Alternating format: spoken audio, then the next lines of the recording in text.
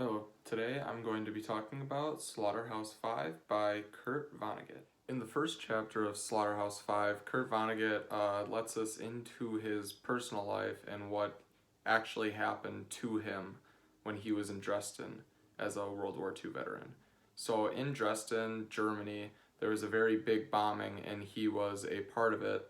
And he, in the first chapter, is trying to recollect those memories of when he was a veteran. And he wants to write a book about it, and it's basically like a introductory to the actual book.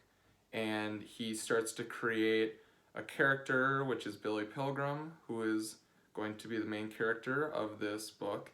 And he starts to talk about how it's very hard for him to explain the bombing of Dresden because it was such a terrific thing that it was so hard for him to explain that he doesn't even want to explain it. Alright, so now let's talk a little bit about the very interesting character of Billy Pilgrim.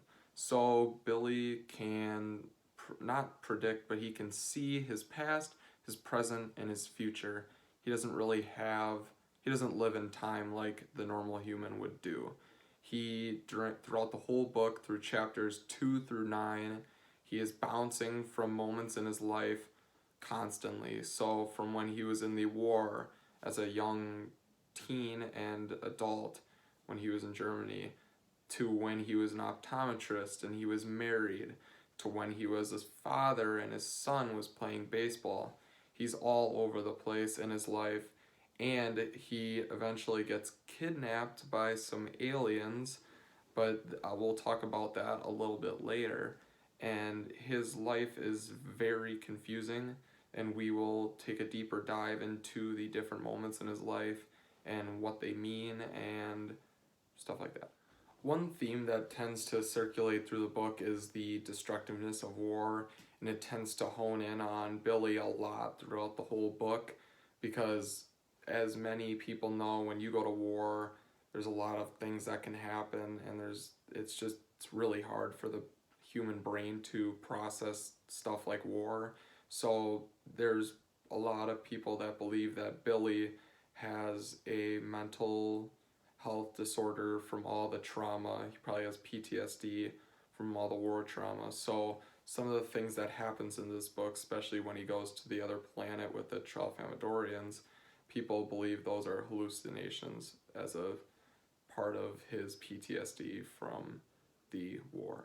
In the first chapter, Kurt talks about what he thinks about the massacre and what his mindset is about it when talking to his friend Sam, trying to recollect the memories. He says, "It is so short and jumbled and jangled, Sam, because there is nothing intelligent to say about a massacre. Everybody is supposed to be dead, to never say anything or want anything ever again. Everything is supposed to be very quiet after a massacre, and it always is, except for the birds. And what do the birds say? All there is to say about a massacre."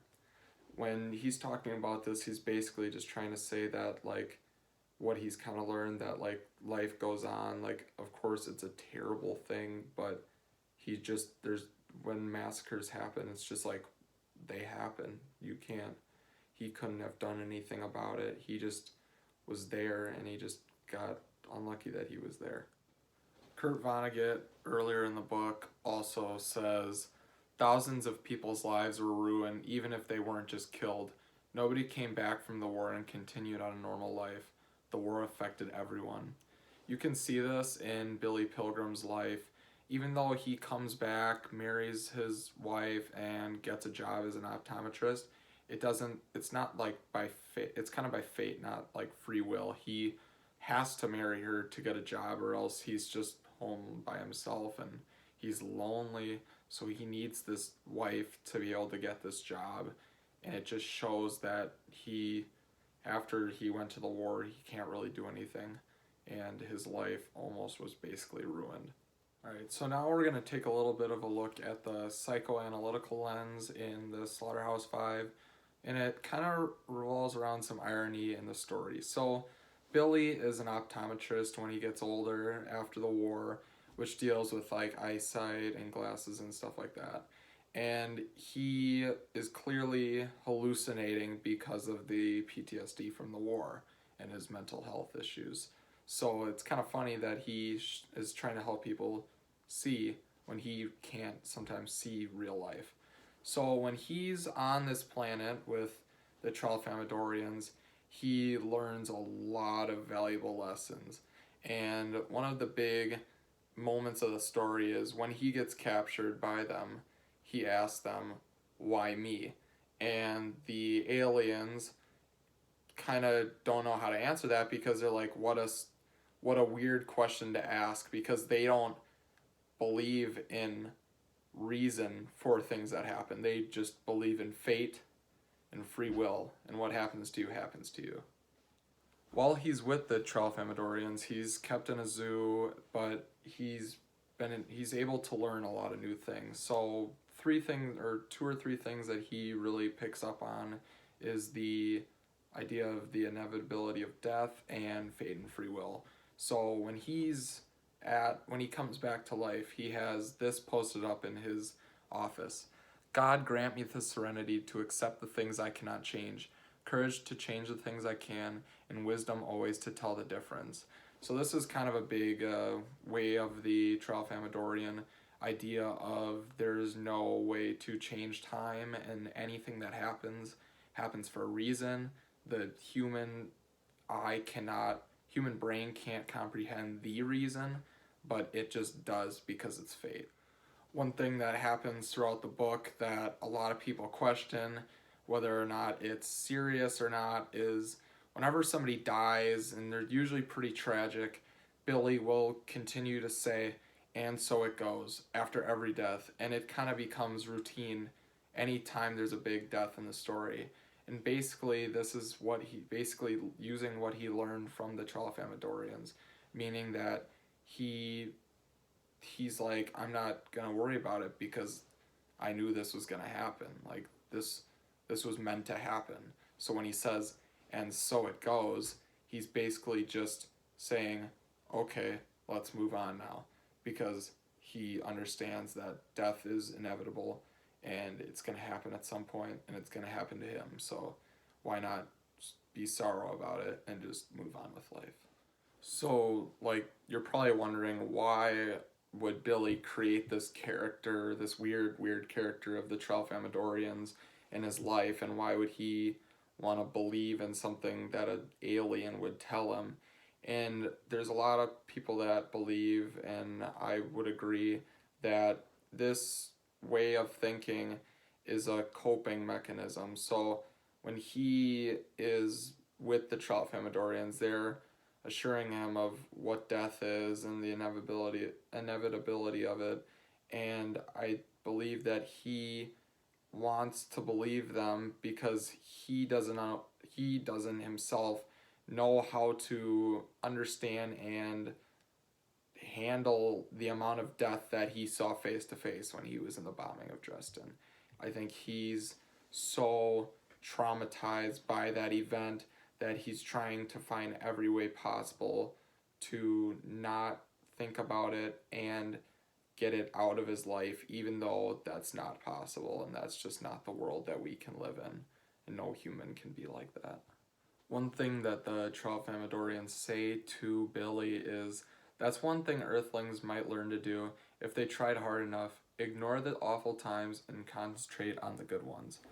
That's a just awful way of living life, because the whole idea of human life is to learn from your mistakes and grow upon it, or else you're never going to grow as a human being.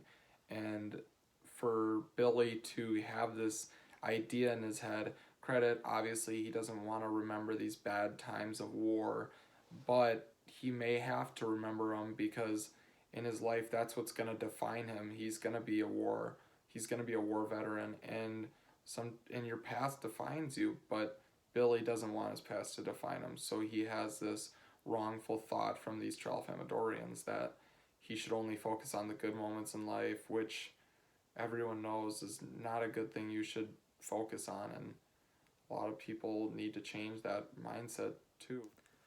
The character of Billy Pilgrim is a very odd character, but so was Kurt Vonnegut, the writer of this book. He had very similar beliefs to Billy, which makes sense for why he would write the book in the way that he did with all the theories and stuff like that.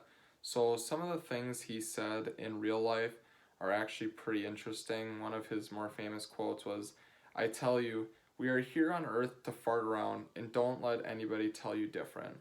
It's kind of a idea of the free will that he talks about a lot in the book, and he basically wants to push across the point that we are in charge of our own lives, and once we realize that, anything is possible. He always talks about how Billy Pilgrim needs to get unstuck in time, and I think that's what a lot of people believe he's saying with life itself, is that we need to get unstuck out of time and start realizing that we can do our thing and we're not being controlled by anyone else, and we have free will to do whatever we want. The book ends just how Vonnegut says it will in the beginning of the book. It ends at the end of the war, and Billy is, just like how he said, sitting in silence after the end of the massacre.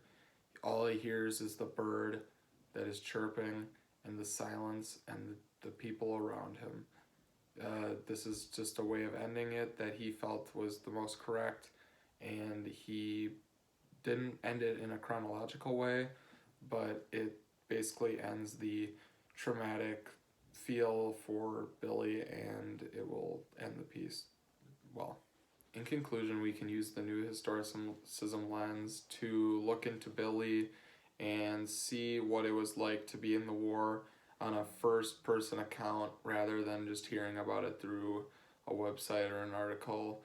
There's many different ways you can figure it out, but it's a great way to listen to and get more on a personal and humane level when listening to Billy. And through the psychoanalytical lens, when we talk about the Tralfamadorians and how Billy handles certain things in life and his perspective of time and his fate and free will, and how he is handling the aftermath of the war.